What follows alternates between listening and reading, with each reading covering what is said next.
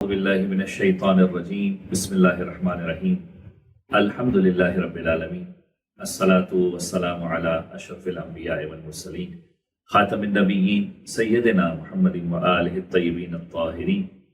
ولعنۃ الدائمۃ علی اعدائہم اجمعین اما بعد فقد قال اللہ تبارک وتعالی فی القرآن ادعونی استجب لکم۔ اذان گرامی قدر،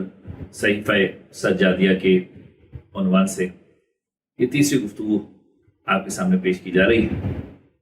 اور آپ کی خدمت میں عرض کرتا چلوں کہ امام علیہ الصلوۃ والسلام کا جو دعا کا انداز ہے، اہل بیت علیہ السلام کے اوپر جس انداز میں امام نے درود کو بھیجا، اس کے بعد پروردگار عالم کی بارگاہ میں جو امام علیہ السلام نے اپنی ذلت کا اظہار کیا، اظہار تذلل، ہر انسان کو یہ انداز سمجھنے کی ضرورت ہے۔ صحیفہ سجادیہ کی 53 نمبر کی دعا، 53 نمبر کی دعا کہ جس میں امام علیہ السلام اس کیفیت کو بیان کر رہے ہیں کہ جب خدا کے سامنے جاؤ تو اپنے آپ کو اس انداز میں پیش کرو کہ جیسے کوئی پست اور حقیر انسان اپنے آپ کو خدا کی بارگاہ میں پیش کرتا ہے۔ یاد رکھیے کہ اظہار تذلل کے کئی سارے طریقے ہیں۔ کبھی کبھار انسان زبان سے تذلل کا اظہار کرتا ہے، کبھی دل سے تذلل کا اظہار کرتا ہے، اور کبھی اعضاء سے تذلل کا اظہار کرتا ہے۔ یعنی اپنے آپ کو جب انسان پست بنا کر پیش کرتا ہے تو یہ انداز 3 کیفیتوں پر ہوتا ہے۔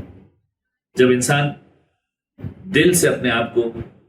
تذلل کا اظہار کر کے پیش کرے تو اہم ترین چیز یہ ہے کہ اپنے دل سے غرور کی کیفیت کو نکال دے، خاکسار بن کر پروردگار عالم کی بارگاہ میں پیش ہو، اپنے آپ کو کچھ نہ سمجھے، خدا کی بارگاہ میں سب سے حقیر سمجھے۔ جب اعضاء سے تذلل کا اظہار ہوگا تو اس انداز میں اظہار ہوگا کہ انسان اپنے سر کو خدا کی بارگاہ میں جھکائے گا، اپنے رخسار کو خاک پر رکھے گا، اور اس بات کی طرف پیغام دے گا کہ پروردگار میں تیری بارگاہ میں ایک پست فرد کی طرح آیا ہوں۔ اور جب زبان سے تذلل کا اظہار ہوگا تو خدا کی بارگاہ میں گڑ گڑائے گا، روئے گا، تضرع اختیار کرے گا، اور اپنے گناہوں کا اقرار کرے گا، توبہ استغفار کر کے، مناجات کر کے خدا کی بارگاہ میں پیش ہوگا۔ چوتھے امام کا یہ جو انداز ہے اس دعا کے اندر، امام علیہ السلام خدا کی بارگاہ میں جب سوال کر رہے ہیں تو کس انداز میں سوال کر رہے ہیں؟ کچھ جملہ آپ کی خدمت میں پیش کروں گا تاکہ احساس ہو کہ خدا کی بارگاہ میں جب انسان اپنے آپ کو پیش کر رہا ہے تو کس انداز میں پیش کرے۔ امام علیہ السلام فرماتے ہیں کہ اے پروردگار، میرے گناہوں نے مجھے عذر خواہی کرنے سے روک دیا ہے۔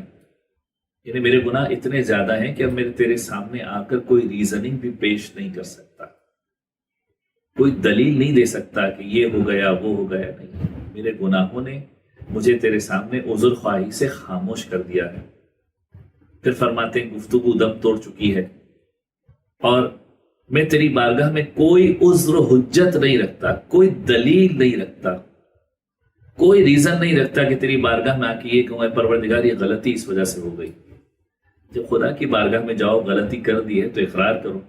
امام علیہ السلام اس انداز کو بتا رہے ہیں۔ پھر امام فرماتے ہیں اس دعا کے اندر کہ اے پروردگار، میں بلاؤں کا اسیر بن چکا ہوں، بلاؤں کا قیدی بن چکا ہوں،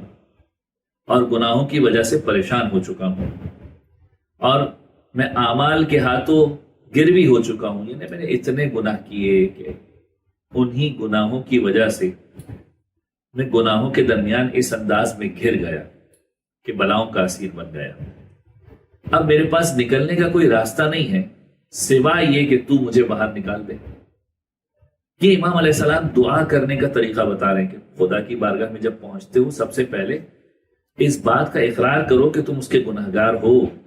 اور پھر اس کے بعد باتوں کو پیش کرنا ہے۔ پھر اس کے بعد امام فرماتے ہیں کہ میں خود اپنے آپ کو اس مقام پر لے کر آ چکا ہوں، یعنی میں نے خود اپنے آپ کو ان گنہگاروں کے درمیان کھڑا کر دیا ہے کہ جنہوں نے تیرے مقابلے پر جرت کی ہے۔ اور واقعی خدا کے مقابلے پر جرت کرنا، جرت کر کے تیرے گنہگار بن گئے، اور یہ جرت کرنا خود اس بات کی دلیل ہے کہ میرے پاس کوئی حجت نہیں ہے۔ تیرے مقابلے پر آنے کی جرت کی اور خود اپنے لیے ہلاکت کا سامان پیدا کر لیا۔ جو کوئی خدا کے مقابلے پر آ جائے اور